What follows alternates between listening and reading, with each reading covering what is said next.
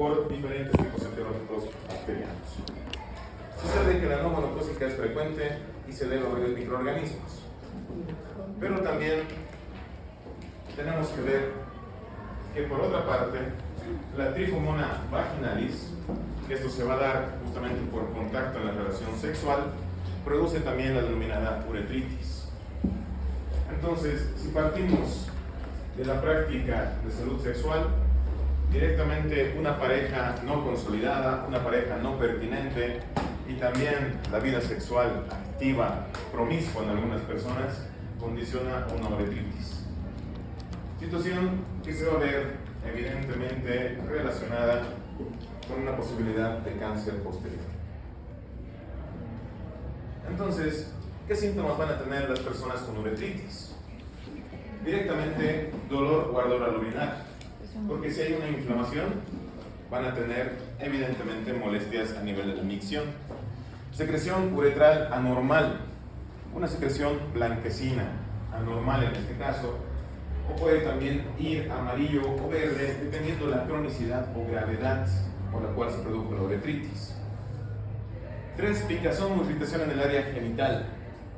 Es muy común, porque aparte de la uretritis, mucho se condiciona a una inmunosupresión, donde también nos van a invadir hongos, por lo tanto se va a dar picazón a nivel genital. Y la necesidad frecuente de orinar, debido a que también la uretritis se conecta con lo que es la vejiga, también le va a producir una irritación.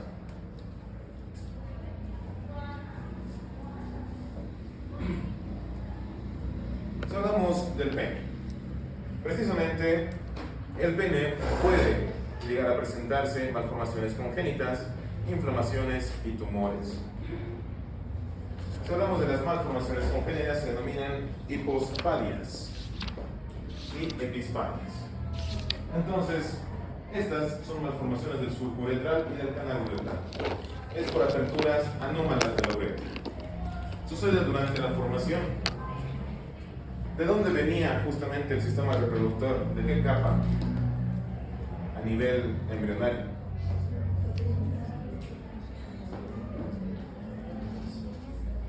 ¿De cuál?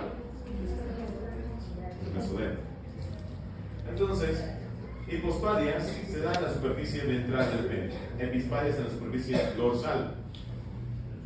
Vamos a ver que evidentemente según la región donde se vaya a producir, va a ser la alteración. Sucede que el proceso inflamatorio puede obstaculizar básicamente la salida de orina. Entonces va a haber defectos en el descenso.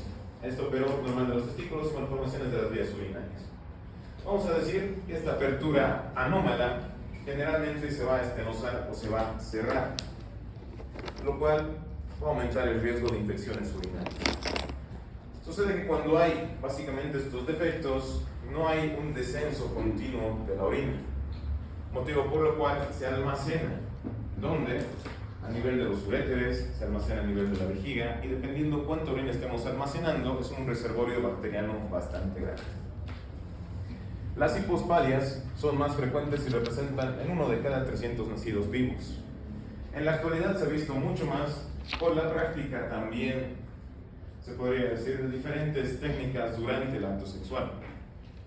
Se sitúan cerca de la base del pene, bloquean la eyaculación e inseminación y pueden ser una causa de infertilidad cuando estos orificios se bloquean. Cuando hablamos de fimosis, ¿han escuchado alguna vez a qué se denomina fimosis? ¿Sí han escuchado, perdón? Básicamente es cuando el orificio de salida es demasiado pequeño. Además, que muchas veces no permite la retracción normal del pene. Un estadio de fimosis no permite que el prepucio se retraiga. Por lo tanto, muchas veces se condiciona a tener que realizar una cirugía después del nacimiento. Entonces, es una consecuencia de anomalía en el desarrollo, unas crisis repetidas de infecciones que también causan una cicatrización a nivel del pene, porque muchas veces a las mamás, específicamente mamás del campo, no se les indica que tienen que realizar una limpieza al área genital de sus bebés. Y así los dejan estar básicamente durante 1 o 2 años y no les revisan tampoco el área genital. interfiere en la higiene, permite justamente que se acumulen secreciones y detritus bajo el prepucio. Favorece el desarrollo de infecciones y también de posibles carcinomas. La inflamación del pene, por otro lado, afecta el prepucio y el glande. En la actualidad se ha visto que hay mucha inflamación del pene por uso, más que todo, de Viagra y también de otros agentes durante el acto sexual. ¿Y por qué generalmente hay tanto crecimiento anómalo, tanta inflamación a nivel del pene? Las ETS han aumentado en un 35%. Cochabamba mucho más. Entonces hay que tener mucho cuidado. Infecciones específicas, como las que ya les mencionaba, causan inflamación. Entonces, enfermedades de transmisión sexual como sífilis, gonorrea, chancro, granuloma inguinal, linfopatía y herpes genital. Sucede que todas las enfermedades de característica sexual van a afectar tanto, ya veíamos la parte femenina, como ahora estamos viendo la parte masculina. Entonces, seguimos hablando de las inflamaciones. Cuando hablamos de infecciones inespecíficas producidas por cualquier agente, hablamos de los balanopostitis y también es una inflamación del glande y prepucio, provocada por Candida albicans, bacterias anaerobias, bacterias piógenas y gardenias. Es consecuencia de una mala higiene y cuando se acumula el esmegma. ¿Saben qué es el esmegma?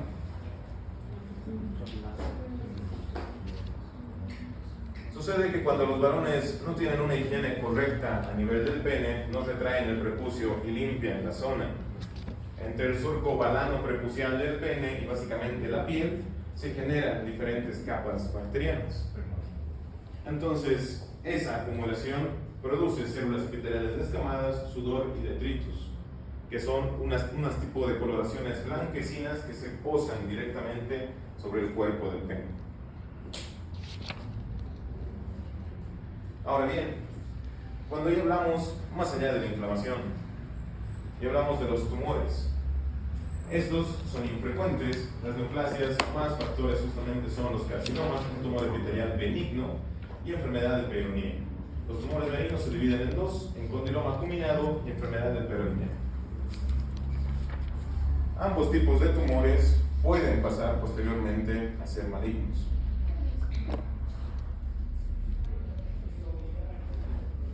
Entonces, el condiloma acuminado es una formación verrugosa benigna. ¿Vimos condiloma acuminado antes? ¿Dónde?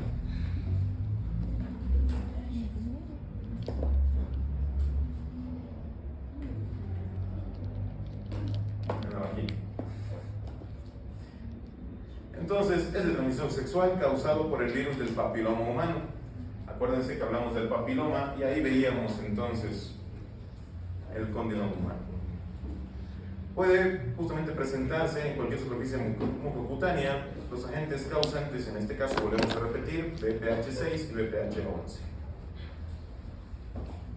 Histológicamente, en el caso del varón, hay engrosamiento, más básicamente de la epidermis, y que también se produce una acantosis. La displasia celular no es evidente. Y hay colocitosis, que es una vacuolización citoplasmática de células escamosas, o sea, una proliferación mayor de células escamosas. Todo esto es una característica propia del BPH. Entonces, generalmente los casos de papiloma o condiloma acuminado pueden tener recidivas. La enfermedad del Peyronie, por otro lado, aparecen bandas fibrosas alrededor del pene que afectan el cuerpo cavernoso del mismo. La etiología es desconocida y produce la curvatura peniana y dolor durante el coito. Por eso es que hay una, básicamente, desviación. Puede ser derecha o izquierda, pero demasiado prominente. La enfermedad del Peyronie muchas veces no se logra, tal vez, diagnosticar a tiempo, porque los varones no se dan cuenta y piensan que la desviación es fisiológica, que es simplemente por el desarrollo y crecimiento peniano, pero no es así, sino que esa desviación ya está indicando una infección. Tumores malignos son dos, el carcinoma in situ y el carcinoma invasivo. El carcinoma in situ se divide en enfermedad de Bowen y papulosis bowenoide. y el carcinoma in situ, enfermedad de Bowen y papilosis bovinoide, pero aquí ambos están asociados con la infección por el papiloma y es de alto riesgo.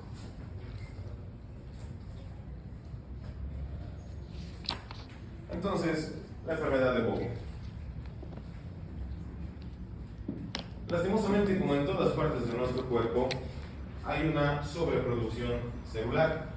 En la enfermedad de Bowen igual se condiciona a la mitosis celular, pero en este caso, por las células epiteliales sucede una sobrepoblación y por lo tanto va a haber alteraciones a simple vista.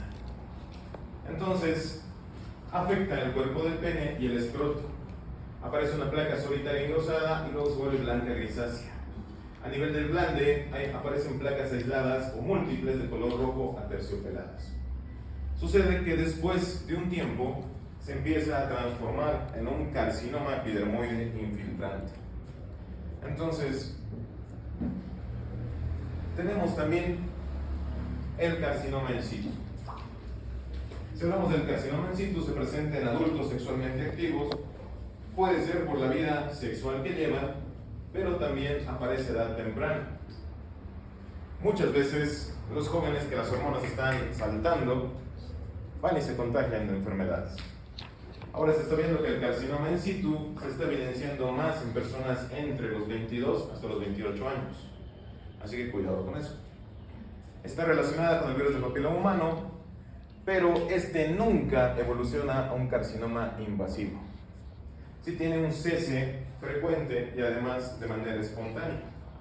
Entonces, es interesante ver porque hay pacientes que acuden al primer mes con esa lesión y después se desaparece por completo. Y a los 6 meses regresan y otra vez con la misma lesión.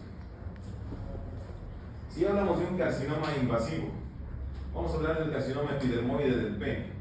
Esto por una falta de higiene genital y también por infección con el virus del papiloma humano. Aparece en una edad más adulta. Entonces tiene un tiempo justamente tal vez de recambio celular y de progresión constante. La incidencia en estas áreas, específicamente en Sudamérica, es del 10 al 20%. La circuncisión confiere la denominada protección, pero generalmente muchas veces cuando ya está sobrepoblado celular el área del pene, por más que se trate de tener una protección, ya no se puede, porque estamos hablando de un carcinoma invasivo, donde a nivel del pene va a ir penetrando a su uretra y luego va a ir haciendo metástasis o ascendiendo. Entonces, en el 50% de los casos se detecta a través del ADN del virus del papiloma humano, pero en el otro 50% de los casos no se detecta con facilidad. Hay una vacuna que sirve para bajar el riesgo y reduce la incidencia de carcinoma epidermoide y condiloma acuminado.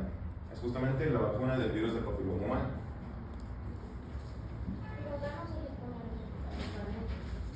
¿Al que solicita? Sí. Solo que hay que tener... Bueno, ¿Tiene costo? Tiene costo.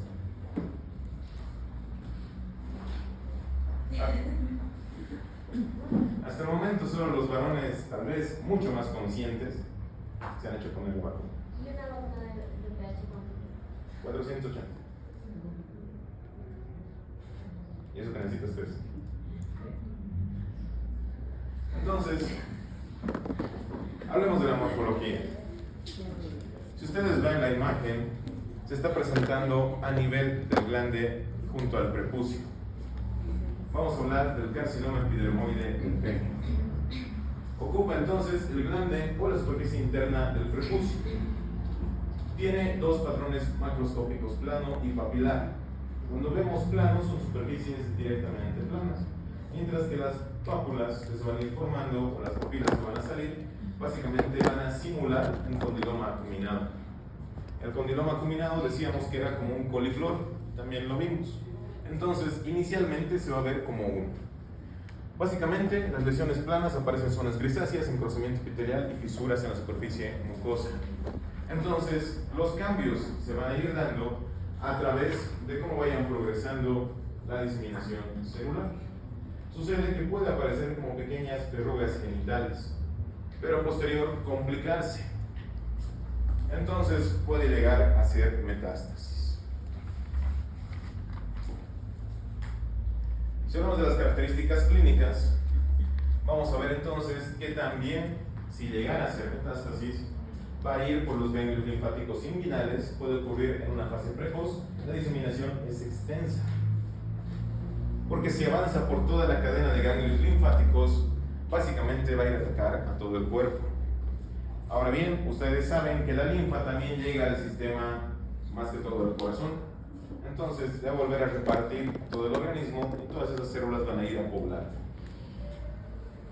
Sucede que el pronóstico está relacionado con el estadio del tumor y la tasa de supervivencia es a 5 años.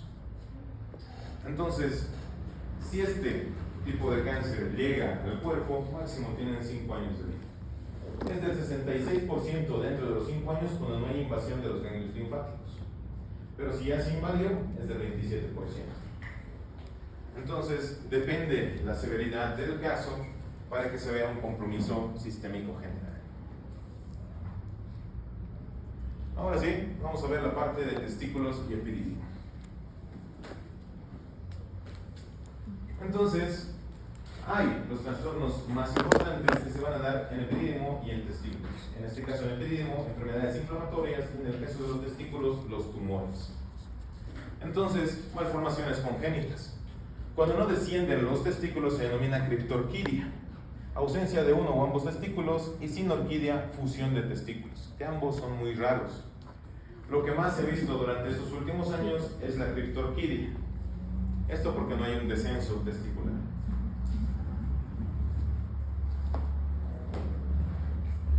Entonces, generalmente durante el desarrollo los testículos se encuentran básicamente en la parte abdominal y tendrían que ir descendiendo hasta terminar en la bolsa escrotal. Pero muchas veces no sucede eso, sino que hay un fracaso en el descenso de los testículos hacia el saco escrotal, lo cual produce disfunción testicular y aumento del riesgo de cáncer de testículos. Porque si se encuentra en una cavidad que no le corresponde, va a empezar a alterarse. Entonces va a tener dos fases. En la primera fase, una fase transabdominal, los testículos se apoyan en la parte inferior del abdomen y el borde de la pelvis. Y en esta fase es controlada por una hormona, la inhibidora de Müller. En la segunda fase es la fase inguinino-escrotal. Los testículos descienden a través del canal del seno escrotal y esta fase es mediada por la liberación de los andrógenos. El descenso de los testículos se puede tener por cualquier parte de su recorrido, por una obstaculización. O también sucede que muchas veces no se termina de formar el conducto o hay una estenosis previa. Entonces, es raro ver, pero se está viendo tal vez un poco más en estos tiempos.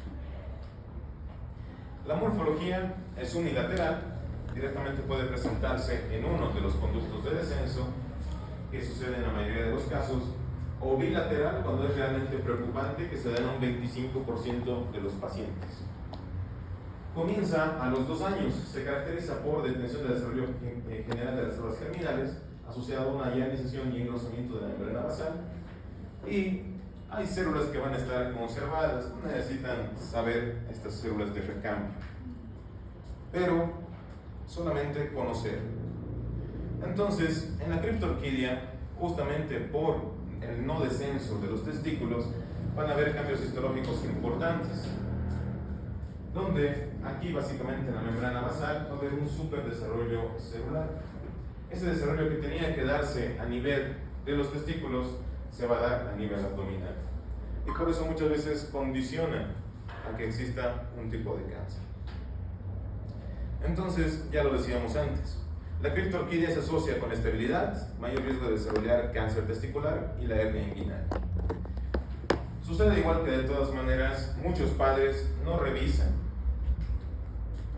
Entonces, la primera vez, cuando ustedes tengan un bebé, de todas maneras, si es varoncito, ¿no?, traten de revisar los testículos. Toquen, palpen, porque muchas madres no lo hacen y también dejan pasar. Entonces, si no se sienten los testículos, hay que acudir de inmediato. Generalmente, la mayoría de los testículos inguinales o criptorquidos descienden espontáneamente hacia el escroto en el primer año. Sucede que después de eso, si no han descendido, ya hay que preocuparse.